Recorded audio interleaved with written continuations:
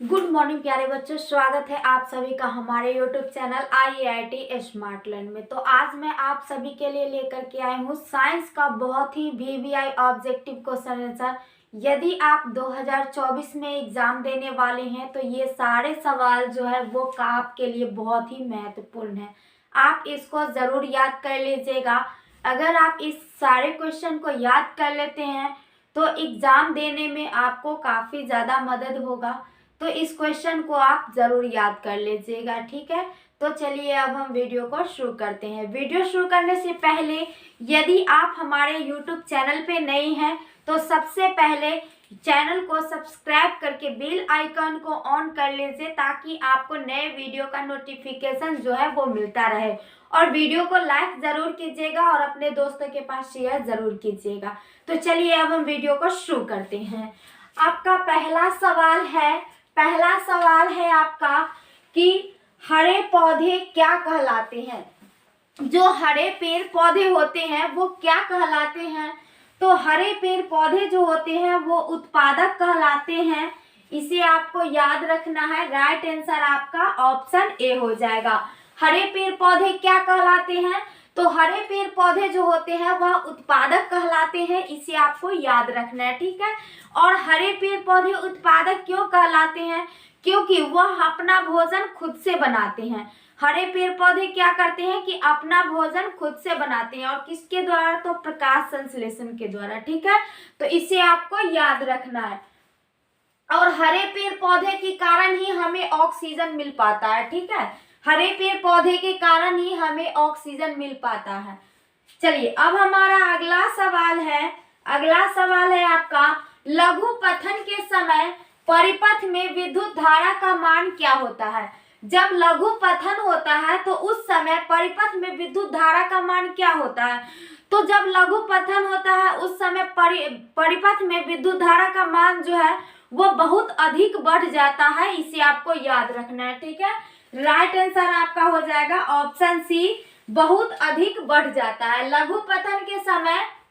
यानी कि जब लघु पथन होता है उस समय परिपथ में विद्युत धारा का मान क्या होता है, बढ़ जाता है, ठीक है। तो इसे आपको याद रखना है, बहुत अधिक बढ़ जाता है। राइट आंसर आपका ऑप्शन सी हो जाएगा। चलिए अब हमारा अगला सवाल है, साधारण ताप पर फास्फोरस का अणुसूत्र क्या है। साधारण ताप पर फास्फोरस का अणुसूत्र क्या है। तो फास्फोरस का अणुसूत्र क्या होता है, फास्फोरस का अणुसूत्र होता है P4। और इसे हम किस चीज में रखते हैं, डुबाकर। तो इसे हम जल में डुबाकर रखते हैं, ठीक है। इसे हम जल में डुबाकर रखते हैं। तो साधारण ताप पर फास्फोरस का अणुसूत्र क्या होगा, तो P4 होगा। इसे आपको याद रखना है। राइट आंसर आपका ऑप्शन डी हो जाएगा। और ये भी क्वेश्चन आता है कि सबसे खतरनाक फास्फोरस कौन होता है। तो सबसे खतरनाक फास्फोरस जो होता है वो आपका श्वेत फास्फोरस होता है। इसे हम पीला फास्फोरस भी कहते हैं। इसे आपको याद रखना है, ठीक है। सबसे खतरनाक फास्फोरस यदि पूछ दिया जाए तो आप बोलिएगा वहां पे कि श्वेत फास्फोरस या फिर कहीं पे पीला फास्फोरस भी दिए हुए रहेगा। तो इसे आपको याद रखना है। चलिए अब हमारा अगला सवाल है आपका, पीतल में रहता है। तो पीतल में क्या रहता है, पीतल किस चीज से बना होता है। तो जो पीतल होता है ना वो कॉपर और जिंक से बना होता है। यानी कि तांबा और जस्ता से मिलकर बना होता है, ठीक है।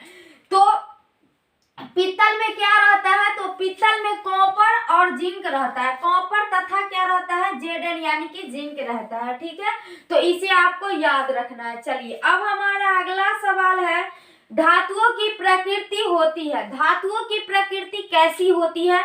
तो जो धातु होते हैं वो क्या करते हैं, जो धातु होते हैं वो इलेक्ट्रॉन को त्याग करते हैं। जो धातु होते हैं वो इलेक्ट्रॉन का त्याग करते हैं, इसलिए यह क्या कहलाते हैं, यह धनावेश कहलाते हैं। यानी कि यह धनायन होते हैं। तो धातुओं का प्रकृति क्या होता है, तो धातुओं का प्रकृति जो होता है वो विद्युत धनायन होता है। इसे आपको याद रखना है।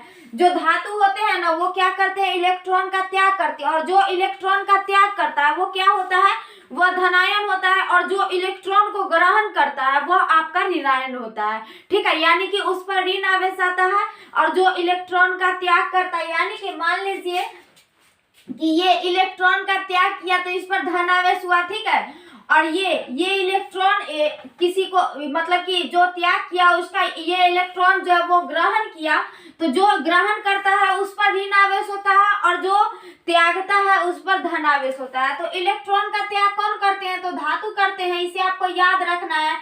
राइट आंसर यहाँ पे आपका ऑप्शन ए हो जाएगा। ठीक है, चलिए अब हमारा अगला सवाल है आपका, चुंबकीय अशुद्धि को किस प्रकार दूर किया जाता है? चुंबकीय अशुद्धि को किस प्रकार दूर किया जाता है, या फिर पूछा जाएगा कि चुंबकीय अशुद्धि को कौन सी विधि द्वारा दूर किया जाता है। ठीक है, तो ये आपको याद रखना है कि चुंबकीय अशुद्धि को चुंबकीय विधि द्वारा दूर किया जाता है। किस विधि द्वारा दूर किया जाता है? तो चुंबकीय विधि द्वारा दूर किया जाता है, इसे आपको याद रखना है। ठीक है, एक बार आप सभी लोग इसका स्क्रीनशॉट ले लीजिए, फिर हम आगे चलते हैं।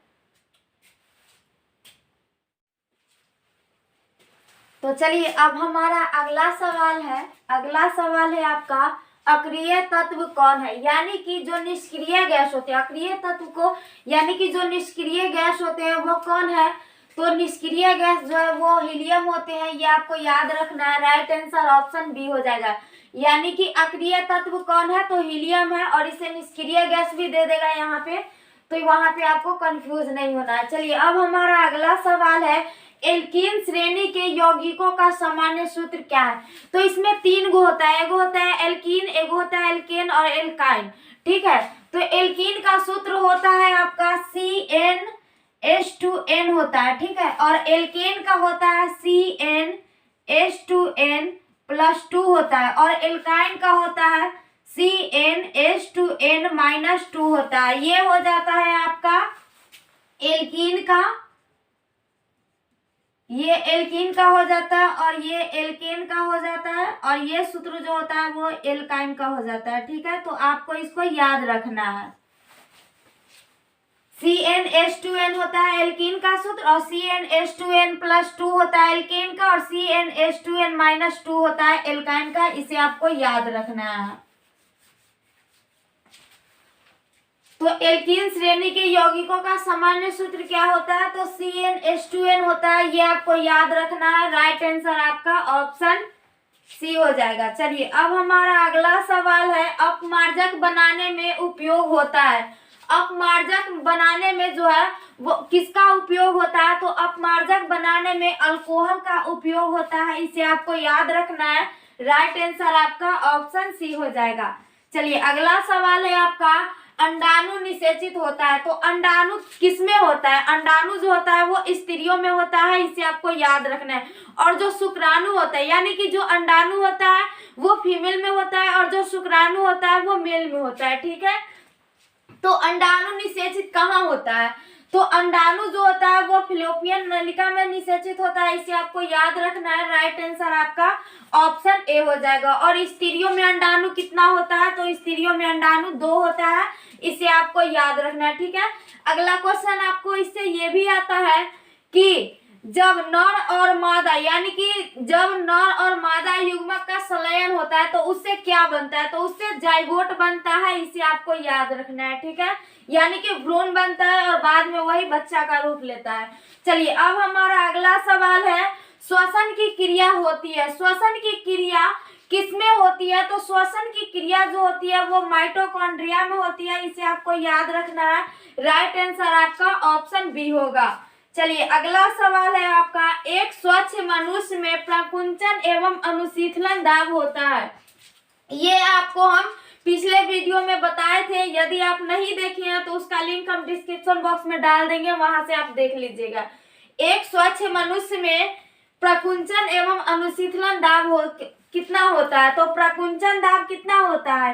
प्रकुंचन दाब 120 होता है, और जो अनुशीतलन दाब होता है वो 80 होता है। ठीक है, अ से अनुशीतलन और अ से 80, तो प्रकुंचन दाब 120 होता है और अनुशीतलन दाब 80 होता है। ठीक है, तो प्रकुंचन दाब कितना यहाँ क्या हो जाएगा? राइट आंसर आपका हो जाएगा ऑप्शन ए 120/80। यानी कि एक स्वच्छ मनुष्य का प्रकुंचन दाब एवं अनुशीतलन दाब, यानी कि उसका जो बीपी होता है, इसी को बीपी बोलते हैं। बीपी जो होता है वो 120/80 होता है, इसे आपको याद रखना है। राइट आंसर आपका ऑप्शन ए हो जाएगा। चलिए अगला सवाल है आपका, पत्तियों का मुरझाना किस पादप हार्मोन के कारण संभव हो पाता है? पत्ती जो है, पेड़ पौधों की जो पत्तियां होती है वह किस पादप हार्मोन के कारण मुरझा जाती है?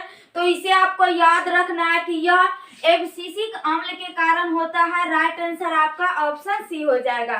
चलिए अगला सवाल है आपका, कार्बनिक यौगिकों में कार्बन की संयोजकता कितनी होती है? कार्बनिक यौगिक में कार्बन की संयोजकता कितनी होती है? तो कार्बनिक यौगिक में कार्बन की संयोजकता जो है वह 4 होती है। इसे आपको याद रखना है। राइट आंसर आपका ऑप्शन बी होगा। एक बार आप सभी लोग इसका स्क्रीनशॉट ले लीजिए, फिर हम आगे चलते हैं। तो चलिए अब हमारा अगला सवाल है। अगला सवाल है आपका, एड्स रोग का प्रमुख कारण क्या है? एड्स रोग का प्रमुख कारण जो है वो असुरक्षित यौन संपर्क है। इसे आपको याद रखना है। राइट आंसर आपका ऑप्शन ए हो जाएगा। और जो एड्स रोग होता है वह वायरस के कारण होता है। इसे आपको याद रखना है। चलिए अगला सवाल है आपका कि प्रकृति में ऊर्जा का मुख्य स्रोत क्या है? प्रकृति में ऊर्जा का मुख्य स्रोत क्या है? तो प्रकृति में ऊर्जा का मुख्य स्रोत जो है वह सूर्य है। ये आपको याद रखना है। राइट आंसर आपका ऑप्शन बी होगा। चलिए अब हमारा अगला सवाल है, वे पदार्थ जो जैविक प्रक्रम द्वारा अपघटित हो जाते हैं क्या कहलाते हैं? वे पदार्थ जो जैविक प्रक्रम द्वारा अपघटित हो जाते हैं वह क्या कहलाते हैं? यानी कि वे पदार्थ जो क्या होते हैं, सड़ गल जाते हैं, वे क्या कहलाते हैं? तो जो पदार्थ सड़ गल जाता है वह जैव निम्नीकरणीय कहलाता है। इसे आपको याद रखना है। राइट आंसर आपका ऑप्शन ए हो जाएगा। और जो पदार्थ नहीं सड़ते गलते हैं वह क्या कहलाते हैं? अजैव नवीकरणीय कहलाते हैं। इसे आपको याद रखना है, या फिर अजैव कारक भी आप कह सकते हैं। ठीक है। चलिए अब हमारा अगला सवाल है। अगला सवाल है आपका,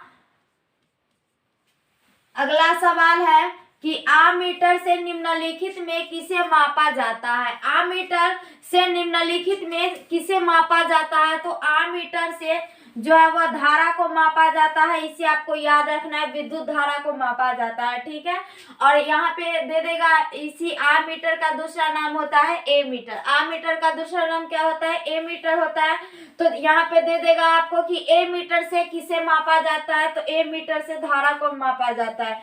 इसी को उल्टा करके आपसे पूछा जा सकता है, बोर्ड एग्जाम में पूछता है कि विद्युत धारा को किससे मापते हैं? तो विद्युत धारा को यहाँ पे आपको ऑप्शन दे देगा आमीटर, वोल्ट मीटर।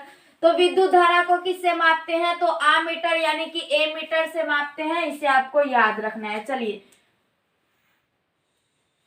अगला सवाल है आपका कि वह उपकरण जो विद्युत ऊर्जा को यांत्रिक ऊर्जा में बदलता है वह होता है।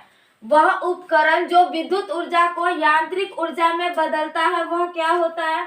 तो इसे आपको याद रखना है कि वह उपकरण जो विद्युत ऊर्जा को यांत्रिक ऊर्जा में बदलता है वह विद्युत मोटर होता है। इसे आपको याद रखना है। राइट आंसर आपका ऑप्शन बी होगा। चलिए अब हमारा अगला सवाल है, निकट दृष्टि दोष को निम्नलिखित में किस लेंस के द्वारा हटाया जाता है? जब निकट दृष्टि दोष होता है तो किस लेंस के द्वारा उसको हटाया जाता है? तो इसे आपको याद रखना है कि निकट दृष्टि दोष में अवतल लेंस का उपयोग किया जाता है और जो दूर दृष्टि होता है उसमें उत्तल लेंस का उपयोग किया जाता है। ठीक है। यानी कि जब निकट दृष्टि दोष हो जाएगा तो उसमें अवतल लेंस के द्वारा जो है उसको दूर किया जाता है, उसको हटाया जाता है। ठीक है। और जब दूर दृष्टि दोष हो जाता है तो उसको उत्तल लेंस द्वारा हटाया जाता है। इसे आपको याद रखना है। चलिए अब हमारा अगला सवाल है, पौधे में जनन अंग कहाँ पाए जाते हैं? पेड़ पौधे में जनन अंग कहाँ पाए जाते हैं? तो इसे आपको याद रखना है कि पौधे में जनन अंग जो है वह पुष्प में पाए जाते हैं, यानी कि फूल में पाए जाते हैं। इसे आपको याद रखना है। राइट आंसर आपका ऑप्शन सी हो जाएगा। चलिए अगला सवाल है, पारिस्थितिकी तंत्र में ऊर्जा का प्रवाह किस दिशा में होता है? पारिस्थितिकी तंत्र में ऊर्जा का प्रवाह किस दिशा में होता है? तो पारिस्थितिकी तंत्र में ऊर्जा का प्रवाह जो होता है वह एक दिशीय होता है। इसे आपको याद रखना है। काफी इंपॉर्टेंट क्वेश्चन है। ठीक है, आप याद कर लीजिएगा। चलिए अगला सवाल है आपका, दाढ़ी बनाने में कौन सा दर्पण का उपयोग किया जाता है? दाढ़ी बनाने में कौन सा दर्पण का उपयोग किया जाता है? तो दाढ़ी बनाने में अवतल दर्पण का उपयोग किया जाता है, इसे आपको याद रखना है। या फिर दे देगा कि हजामत में कौन सा दर्पण का उपयोग किया जाता है? हजामत बनाने में तो अवतल दर्पण का उपयोग किया जाता है, इसे आपको याद रखना है, ठीक है। और जो डॉक्टरी होता है यानी कि चिकित्सा में भी अवतल दर्पण का उपयोग किया जाता है। चलिए अब हमारा अगला सवाल है, प्रकाश के परावर्तन के कितने नियम हैं? तो प्रकाश के परावर्तन के कितने नियम है? 2 नियम है। प्रकाश के परावर्तन के कितने नियम है? 2 नियम है। और प्रकाश के अपवर्तन के भी कितने नियम है? 2 नियम है, इसे आपको याद रखना है, ठीक है। तो उम्मीद करते हैं कि आप सभी को ये वीडियो बहुत ही अच्छी लगी होगी। यदि आप सभी को वीडियो अच्छी लगी है तो वीडियो को लाइक कीजिए और चैनल को सब्सक्राइब करके बेल आइकन को ऑन कर लीजिए ताकि नए वीडियो का नोटिफिकेशन आपके फोन तक पहुंच सके, ठीक है। तो चलिए वीडियो को शेयर जरूर कीजिएगा। तो वीडियो को यहीं पे हम खत्म करते हैं, फिर मिलेंगे अगले वीडियो में, फिर अगले नए क्वेश्चन के साथ, ठीक है। फिर अगले वीडियो में हम मिलेंगे।